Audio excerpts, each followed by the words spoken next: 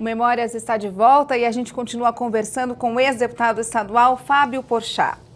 Deputado, quando o senhor chegou novo, defendendo a cultura aqui na Assembleia, o senhor defendia, de certa forma, a juventude, que hoje encontra uma certa dificuldade de ser representada nos parlamentos. E, de repente, acaba extravasando essa ânsia de ser representada de outras formas, como a violência e tal. Eu já perguntei para o senhor da questão da responsabilidade, mas eu queria saber da questão do fortalecimento da democracia mesmo. Como é que o senhor fez para juntar todos esses pedacinhos? Sem dúvida, isso é importantíssimo, porque uma das teclas proeminentes da democracia é a liberdade cultural. E sem essa liberdade cultural não existe democracia. Países que se dizem democratas e que não, como alguns que não interessam ser dito agora aqui, mas que se dizem democratas, eles de todas as formas, eles tosam todas as criações artísticas, culturais, que vão contra aquele determinado, o seu pensamento esdrúxulo. Mas, de qualquer maneira, aqui no Brasil, nesse momento, no momento em que eu peguei a Assembleia Legislativa, felizmente nós estávamos no término da ditadura, que em seguida foi eleito o Figueiredo e logo depois, então, terminou essa ditadura. Porém, eu peguei no final, e neste final, muitas pessoas que estavam no próprio governo me apoiavam porque eles queriam a abertura. Isso foi um fato que a gente tem que reconhecer. Eles queriam e me apoiavam. Então, claro, tinha também aqueles que queriam a minha cabeça, mas, felizmente, mais infelizmente, os próceres estavam me apoiando. Então, eu tinha, embora não com um respaldo aberto, mas eu tinha um respaldo dentro daqueles que queriam que houvesse abertura. Isso foi muito importante.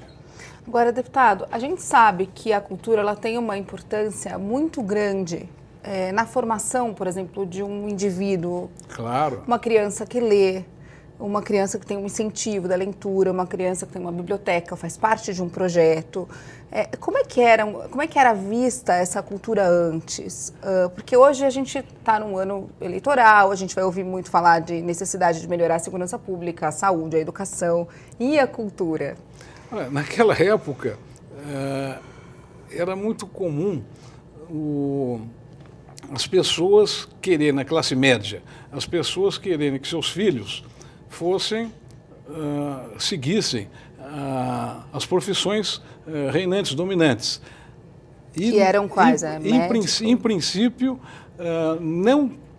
não se aceitava a parte cultural. Eu era um dos poucos, na minha casa, um dos poucos lares que eu incentivava os nossos filhos a procurarem essa vida cultural. Eu vou citar um exemplo muito engraçado e interessante, que é o seguinte: a minha mãe, quando o Fabinho tinha uns 14, 15 anos, então ela perguntou: Fabinho, o que você vai ser quando crescer? E ele falou: não sei, vovó, o que você acha? Não, eu não acho nada, você é que tem que achar, eu não acho nada. Ele falou: então talvez ser ator. Ela falou: ator? Por que não médico ou advogado? Uma avó bem isenta essa, sim. Existia isso. E até hoje ainda existe um pouco. É verdade. Advogado, médico... Engenheiro, policial, de repente. Até tem gente que torce o nariz até para arquiteto. É verdade. Mas qual que é a diferença que a cultura, na opinião do senhor, pode fazer na formação de um indivíduo? Eu acho que total. Primeiro que a pessoa culta, ela tem um posicionamento extremamente mais vantajoso na própria análise das circunstâncias civis e criminais. Né?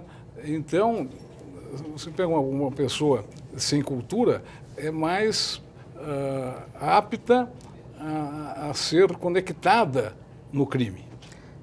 Se bem que temos muita pessoa culta também conectada, não estou isentando, não. Mas é mais fácil você cooptar um indivíduo não culto para uma ação criminosa do que uma pessoa com cultura, sem dúvida nenhuma.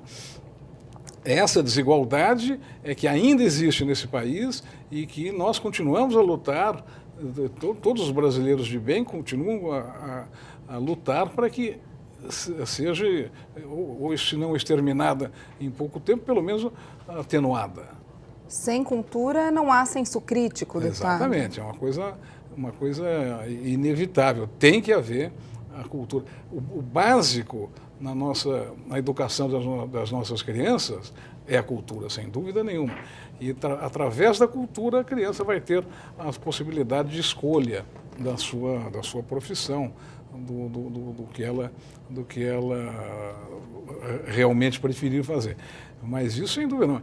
Eu acho que ainda existem, no próprio currículo escolar brasileiro, existe ainda uma deficiência muito grande em relação a iniciar um momento cultural nas crianças. Na leitura, o senhor diz, ou na questão de visitação de museu? Em leitura, em artes plásticas, no conhecimento das artes plásticas.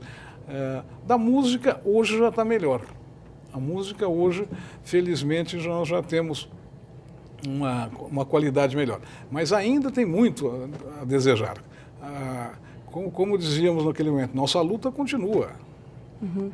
O senhor acha que é uma luta que passa também pela questão do recurso mesmo? De repente, as famílias têm tanta coisa para pagar, tem que pensar na sobrevivência mesmo. Será que sobra um dinheiro, né, para o teatro, para o cinema? Como seria importante se sobrasse? Pois né? Eu acho, inclusive, o Vale Cultura é muito importante. E que o ponham para funcionar de maneira correta. Mas eu acho extremamente importante.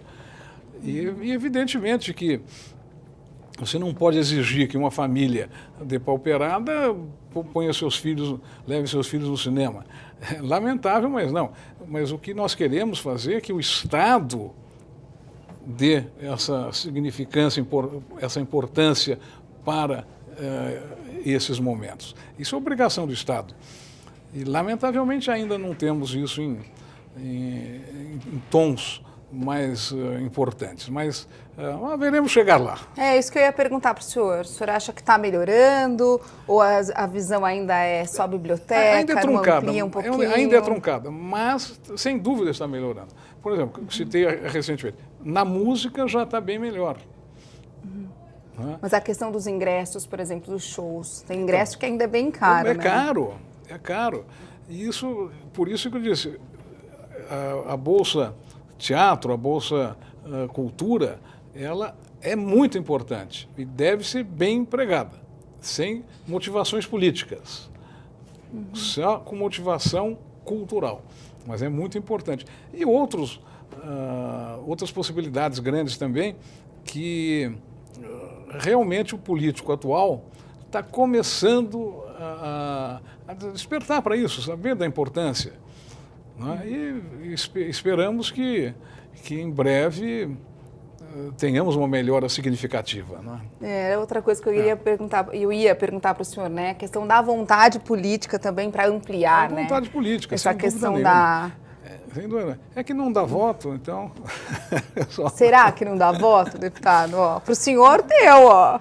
Para mim deu porque a motivação que eu instiguei nesses méritos culturais atingiram a família. Né? Mas, enfim, tomara que eles percebam, que os atuais políticos percebam dessa importância, independente de voto ou não. Né? Porque quando houver uma população culta, claro que daí isso seria extremamente importante. Enquanto a população não é culta, eles acham até que isso pode ser... É difícil dizer que não dá voto, mas de qualquer maneira não dá tanto voto quanto outras coisas que em geral eles fazem. Não é? Como obras, por exemplo, que aparecem mais. O que nós queremos aqui, na realidade, querida, é que o Brasil progrida, que São Paulo progrida, principalmente, novamente como locomotiva dessa nação.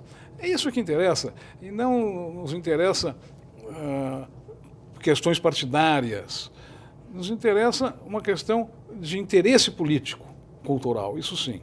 E eu acho que estamos melhorando, eu acho que estamos chegando lá.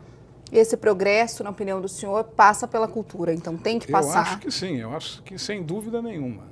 Deputado, conta pra gente mais um pouquinho de como o senhor levou essa experiência aqui na Assembleia, de fazer política, né, do fortalecimento mesmo, de participar, né, de ser um bloquinho aí, um tijolinho nesse fortalecimento da democracia, que era um processo, né, mesmo no fim da ditadura que o senhor pegou, claro. Como é que o senhor levou isso para a vida toda, na atuação profissional do senhor? Eu fiz aqui na Assembleia e, depois que saí da Assembleia, eu continuei fazendo o que eu vou explanar. Eu fazia grupos de trabalho que muitas vezes vieram à Assembleia, nos plenarinhos, mas que continuavam fora também.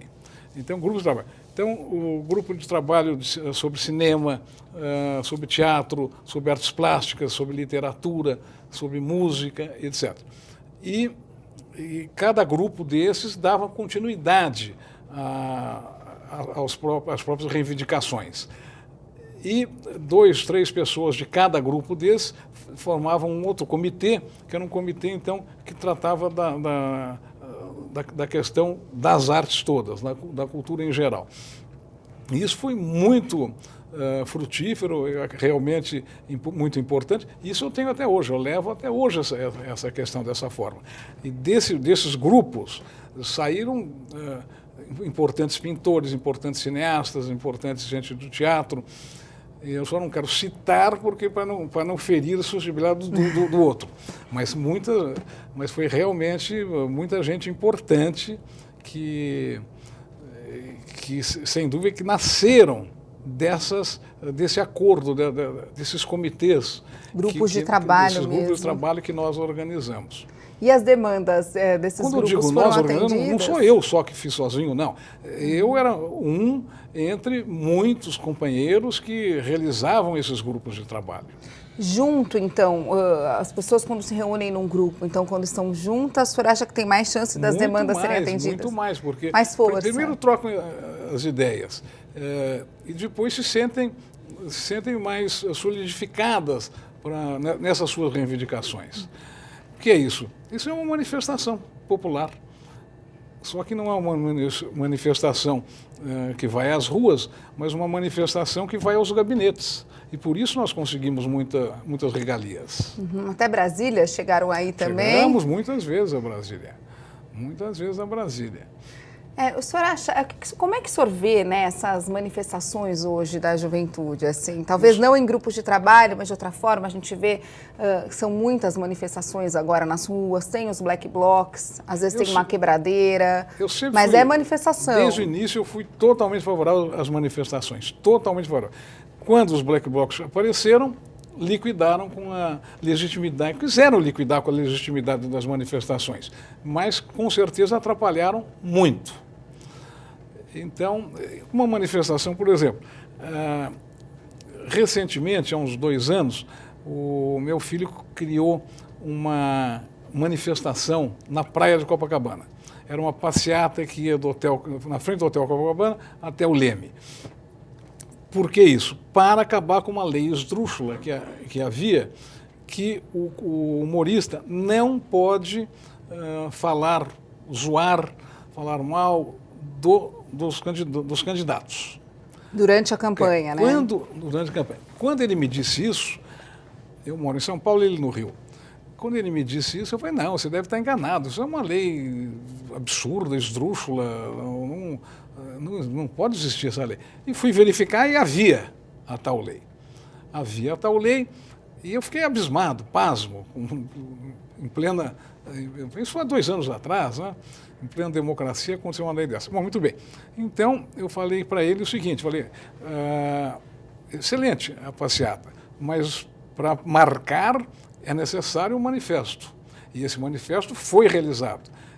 E ele leu na praia de Copacabana, praia totalmente lotada de artistas, e o público em geral também, mas os principais artistas, desenhistas, pintores, humoristas, gente de teatro, cinema, do Rio, todos lá. E ele leu esse manifesto, que eu ajudei a escrever, e isso foi de tal forma importante que eu recebi no dia... Isso foi num domingo. Aconteceu, ele leu o manifesto no domingo. Na segunda-feira, o então ministro da Cultura me telefonou, que queria conversar comigo. Eu fui a Brasília conversar sobre isso com ele. Ele falou que não, que ele era totalmente contrário a isso também. Eu falei, então prova que é o contrário e vamos acabar com essa lei absurda. Vamos deixar as imitações acontecerem. Foi na segunda-feira. Na quarta-feira, o Gilmar Mendes, ministro do Supremo Tribunal Federal, deu uma liminar, ou seja, a lei caiu, eles podiam continuar. Na sexta-feira foi votado. Olha só, que coisa impressionante. Para ver como a manifestação, quando é pacífica, bem organizada, funciona. Isso foi uma manifestação. Uma manifestação na praia, com muito humor, mas conseguiu um resultado fantástico. Deputado, infelizmente a gente está acabando com o tempo, né, do nosso programa. Foram 3 blocos aí de uma conversa bem boa. Achei o senhor muito engraçado, viu? No fim das contas. Acho que o Fábio tem para quem puxar. Mas eu vou trazer ele aqui, você vai... Eu não vou nem conseguir fazer de tanto rir. Mas assim, a gente sempre encerra. Eu já perguntei para o senhor um pouquinho no começo, falei de saudade, porque é um programa de memórias, não tem como não ser saudosista. Vou perguntar mais uma vez, mas eu queria que o senhor respondesse rapidinho com uma palavra só. Do que o deputado das artes, que chegou aqui cabeludo, sem gravata, sente mais saudade quando põe o pé de novo aqui na Assembleia? De pôr a sandália e tirar a gravata. Tá certo. Muito obrigada, viu, pela entrevista do senhor. Até a próxima. Com muito prazer. Estou aqui nessa casa que é minha. Eu me considero um dos donos dessa casa. É nossa. Obrigada. E o Memórias volta na semana que vem. Muito obrigada pela sua audiência e até mais.